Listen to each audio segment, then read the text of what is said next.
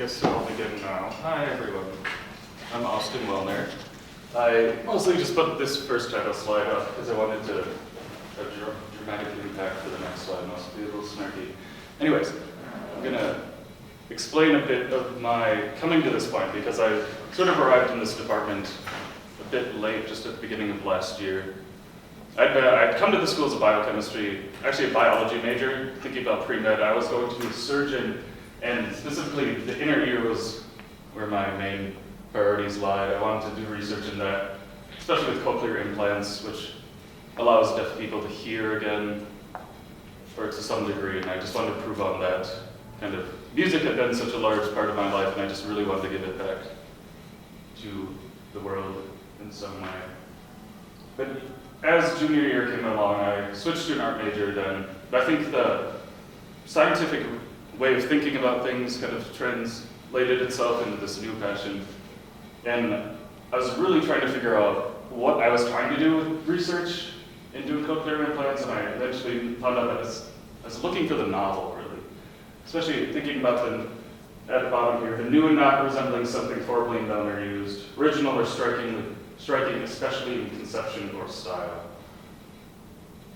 So then you think about that. And then I was starting to look at defunct technologies, technically, because culture kind of recycles itself so often, and then technologies don't really go away, they're just without meaning in this new culture that's arising. And trying to piece together these different technologies and see where I can maybe try to find the novel within these spaces in between them. Yes, so immediately I looked at books, because I was in a bookbinding tutorial, and then also sculptures, but maybe sculptures, books as objects is what I was trying to do. And the first of these sort of studies kind of manifested itself as this, one of the first ones. It's still very book-like. That's also an object.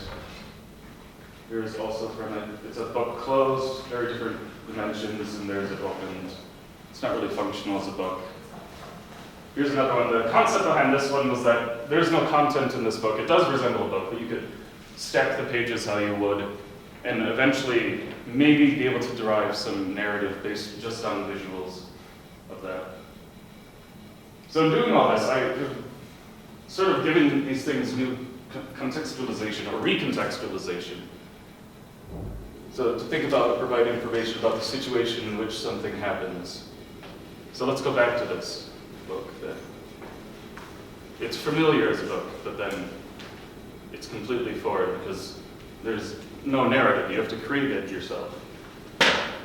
And I think because there are these old systems in play already, that I'm doing a bit of criticism, specifically this bottom point, the activity of making careful judgments about the good and bad qualities of books, movies, etc. is a pretty good definition. It mixes in careful judgments, kind of that study scientific aspect of things, and also, for some reason, talks about media. So then thinking about criticisms arose things like this. This is my Impressionism series. It was kind of a critique on Impressionism, the art style, but very subjective, just moments in time, just kind of stripping that away, just thinking about the brutal honesty of just items and how they're wrapped. Also things like this. This is more a mixture of marbled paper, which you usually use as a construction material for a book, but now I'm using it as content, and also it's dipping in quality, so maybe it's even a commentary on failure, perhaps.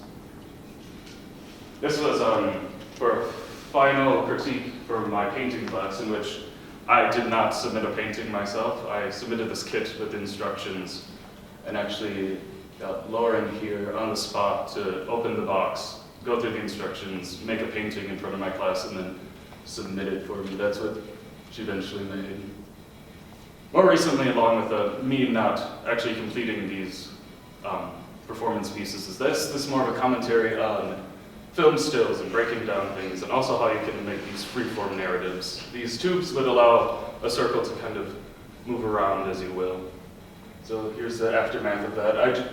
I put down the start square and just allowed the rest of the class to fill in the rest of it. So yeah, that's what I'm essentially doing, just thinking about things. thinking about how I can recontextualize some technologies that are losing ground, I think. Anyways, I'll end off on proposing some like jumping off points of possible inspiration for all of you, and also hinting at something I'll be using next term. Okay, so there are 5 things. There's 8-track players. Pretty interesting. They're beautiful. They're just a continuous loop. They really look really cool on the inside. Morse code. That's pretty needing some recontextualization, I think. Curing purple. This one really needs it. It's the most expensive dye ever had been specifically reserved for royalty. AM/FM radio, either as an object itself or maybe just even a radio signal. Vintage toasters, very ornate.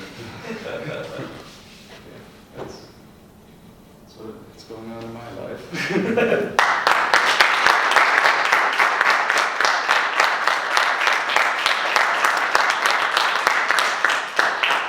Are there any questions?